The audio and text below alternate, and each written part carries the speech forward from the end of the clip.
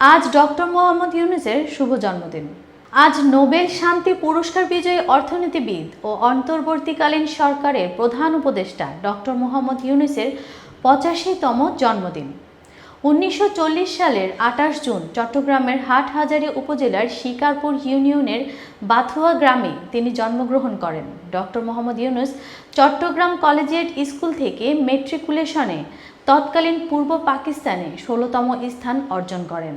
এরপর চট্টগ্রাম কলেজ ও ঢাকা বিশ্ববিদ্যালয়ে অর্থনীতি পড়াশোনা শেষে ফুল ব্রাইট স্কলারশিপে যুক্তরাষ্ট্রের ভ্যান্ডারবিল্ট বিশ্ববিদ্যালয় থেকে পিএইচডি ডিগ্রি নেন। মুক্তিযুদ্ধের সময় আমেরিকায় বাংলাদেশ ইনফরমেশন সেন্টার গড়ে তুলে তিনি জনমত গঠন ও তহবিল সংগ্রহে গুরুত্বপূর্ণ ভূমিকা রাখেন।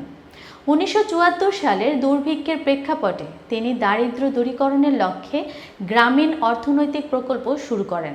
1976 সালে জোবরা গ্রামে পরীক্ষামূলক মাইক্রো ক্রেডিট কার্যক্রমের মাধ্যমে গ্রামীণ ব্যাংক এর সূচনা হয়, যা 1983 সালে আনুষ্ঠানিক ব্যাংক হিসেবে যাত্রা শুরু করে।